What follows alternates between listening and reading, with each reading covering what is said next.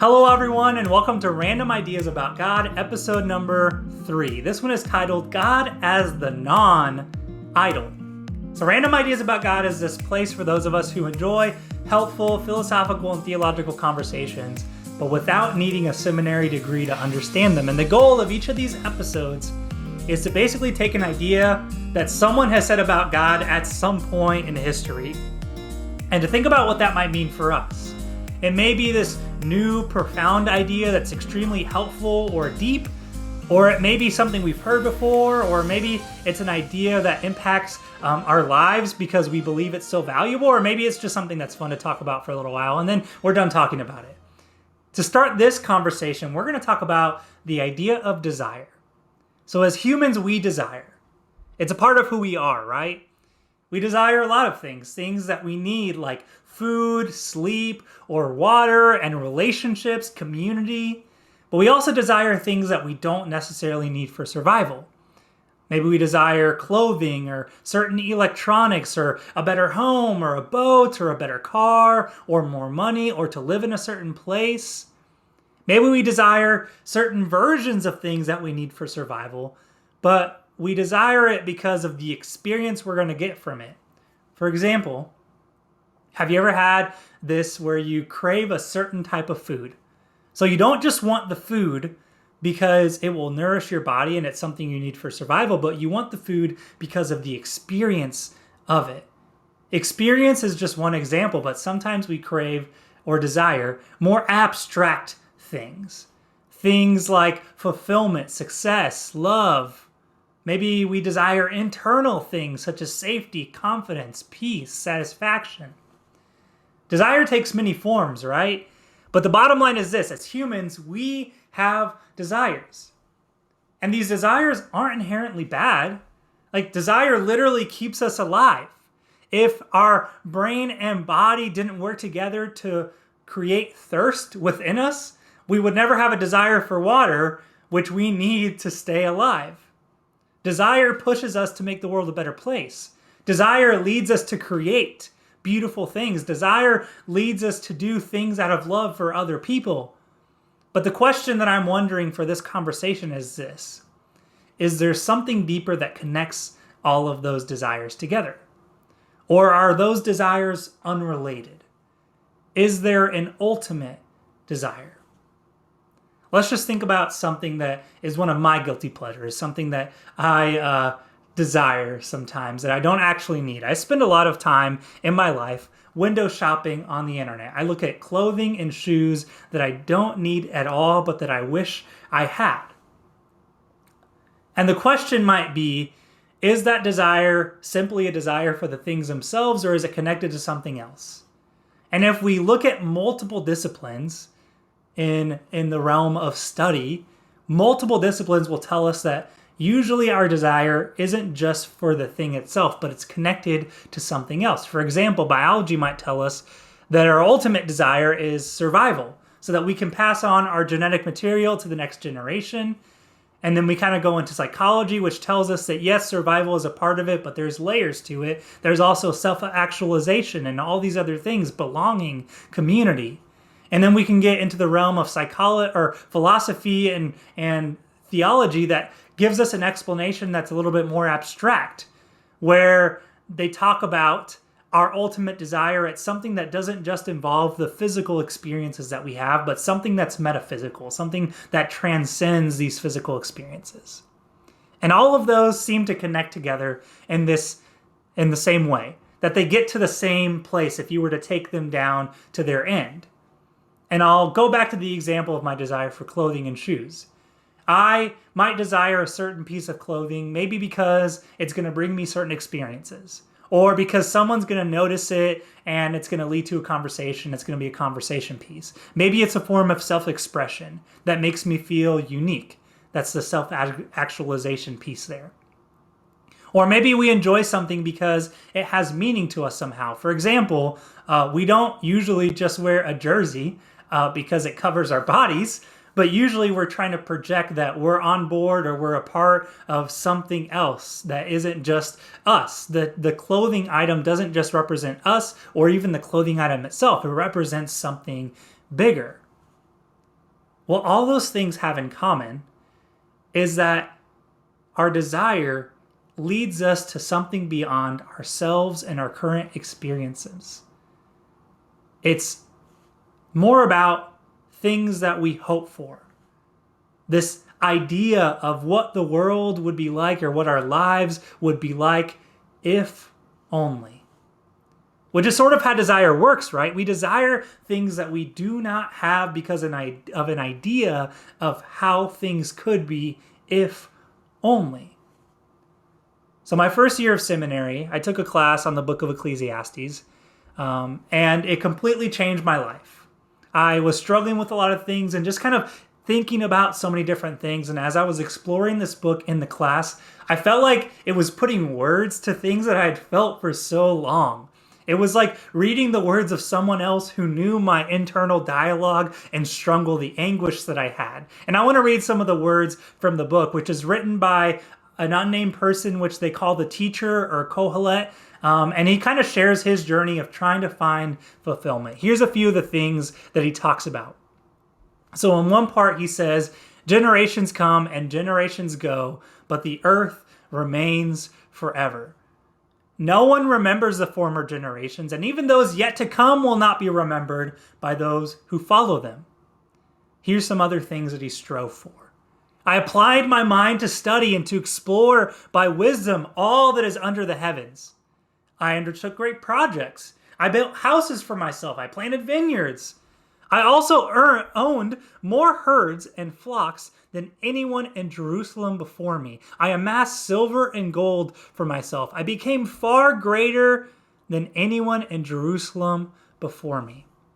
So this is a man that tried all of his life to find some sort of fulfillment, to fulfill his deepest desire, his deepest longing, and he could not find it. He tried it in everything. He tried to reach something that would cement his legacy so he would never be forgotten. He tried to become so wise that it would never be considered folly. The wisdom would just transcend time. And this was his conclusion after all of this striving, which he actually puts at the beginning of the book, which is really interesting. And I think it's fascinating because it starts with this phrase and it kind of sets the tone for the rest of the book, but it's still a great book even when it starts like this. He says, meaningless, meaningless, utterly meaningless. Everything is meaningless. Here is this old man at the end of his life, and he did all these things and achieved all these things, and he said it was meaningless. Because what was he trying to do? He was trying to reach something that would not change. What he was trying to do was reach something that was eternal, something that would ultimately satisfy and never be taken away. That's what he was trying to reach. So now to our random idea. As I was thinking about these ideas, I picked up this book off of my bookshelf that I hadn't read yet, and it kind of stirred up in me more of these ideas and kind of led to this episode. It's called Purity of Heart is to Will One Thing by Søren Kierkegaard. And in this book, he's actually kind of working with the ideas from the book of Ecclesiastes, and he writes this. This is so interesting. Only the eternal is always appropriate, always present, is always true. Only the eternal applies to each human being, whatever his age may be. And this is kind of my favorite line. The changeable exists, and when its time has passed, it is changed. The changeable exists, and when its time has passed, it is changed. So what he's talking about with the eternal is that there's this thing that is unchanging, that is the only thing that is appropriate and true and connects every single human, applies to every single human being at every single point in history. It's this thing that it's eternal. It's this thing that transcends us. It's this thing that is bigger than our physical moments, our present moments. And everything else changes. Everything else is gonna change. Everything else as Ecclesiastes talks about, is a vapor that we can see, but eventually disappears.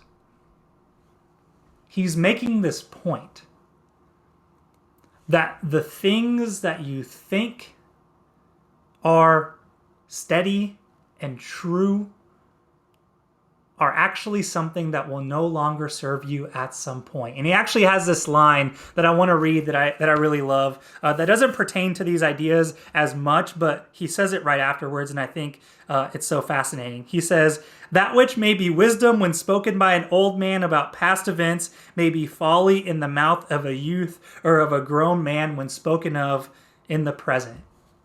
He's basically saying some idea might have been wisdom in the past, but in the future, it might be folly. It might be foolish. It might not be wisdom anymore. And I just think it's so interesting because what he's talking about is that there's these things that we believe will make us whole and will make us complete and are the answer to the thing that we've always wanted. But then at some point in the future, we might realize that, okay, that doesn't really serve us anymore. And in the religious traditions, we call that an idol. These things, something like wisdom that we once had, that we hold on to and don't want to let go, can become like an idol. It's something that we believe will make us whole and complete, but just like the teacher learns in the book of Ecclesiastes, we're going to come to the realization that the idol will not make us whole and complete. Just think about this. This is so crazy. Anything that we achieve, everything that we could ever get that we desire, the biggest accomplishments or all the material things that we could want, at the end of the day, at some point in history, no matter what we do, our life is going to have made some impact, and that impact will be lasting. But at some point, our name's going to be forgotten. The things we've amassed will be split apart. Maybe they won't exist anymore in thousands and thousands of years. They're going to be destroyed. Things are going to be rebuilt. The family that we've created, the generations and generations and generations will pass, and then our name will eventually be forgotten. Who remembers your ancestor from 6000 BC? No one, because those names have been forgotten. History at some point will get to the point where everything that we did and everything that we built and everything that we've achieved might pass away. As it says in the book of Ecclesiastes again, it's like a vapor. And Kierkegaard uses the word change to describe it, that everything is changing. And then he says it perfectly at the end of the paragraph that we just read to kind of cap this off. He says, old age is the final change. So we have all this change. We come to the end of our lives, and the final change is old age. Then we pass away, we go into eternity, and now there is no more change. But everything that we built in our lives from the time we breathed our first and we breathe our last is subject to change. And that brings loss. Because with change comes loss. Like for us young people who have new ideas about what the world could be like, we have to realize that one of the reasons it's so hard for people that have had wisdom that are a little bit older than us or older than us, one of the reasons it's so hard for them to let go of that wisdom is because it requires accepting the loss. And for those of us who are having trouble changing, we have these ideas that we don't want to let go. It's okay to experience the loss so that something new can be reborn. See, here's the thing. Because change is a constant, and all the things that we might strive after and desire are subject to change, then the only thing that we truly have is something that transcends it all. It's the eternal. And the teacher says it this way. I love his words. I have seen the burden that God has laid on the human race. Because just think about it. It is a burden. We live all of our lives hoping to make some sort of lasting impact, hoping to make some difference in the world, hoping to do something with purpose and meaning. He says this, He has made everything beautiful in its time. He has also set eternity on the human heart, yet no one can fathom what God has done from beginning to end.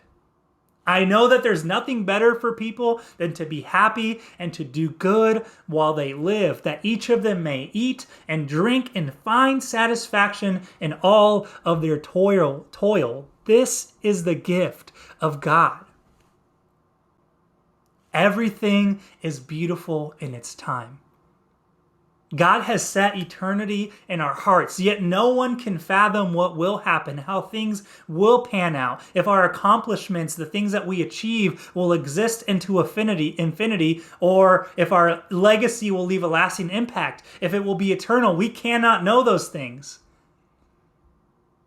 Which is why God is the non-idol. Because infinity is so impossible to fathom and understand. We cannot determine the future. We cannot control everything that happens.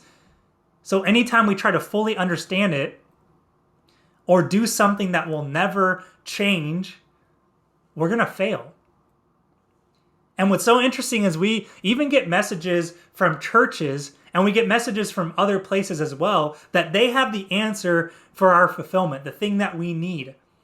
Churches will fall into the trap by telling us that they have the answer to the eternal questions. They're promoting their way of practicing or their way of worshiping or their traditions and their language as the way to find that eternal thing. Companies sell us products as that product being the eternal thing. And Kierkegaard and the teacher are making the point that because change is constant, all of those things that are the thing for people will change eventually. The only thing that does not change is the eternal, or God.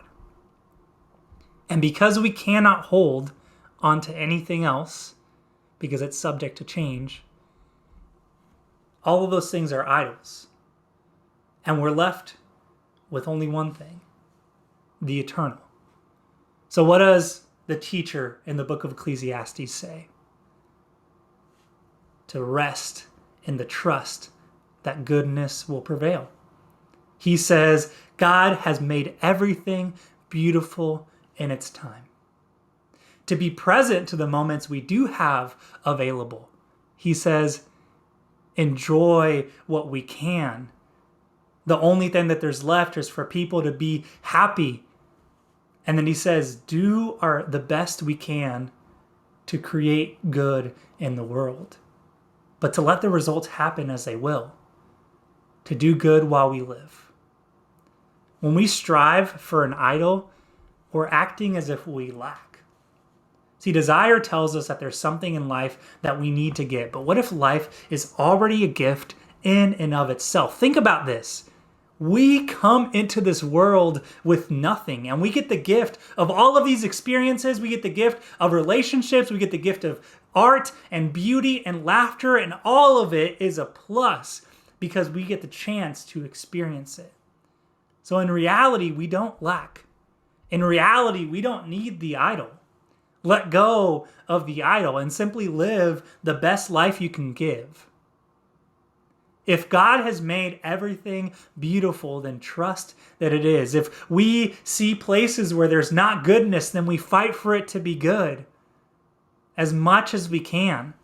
But never forget to enjoy the fruits of your labor, because we only get one shot at this thing called life. That's the message for today. God is the non-idol. God is the one that tells us we don't need the idols to experience fulfillment, because God is the eternal thing that is unchanging. Thank you for joining me in another episode of Random Ideas About God. Peace and love. Have a great day, everybody.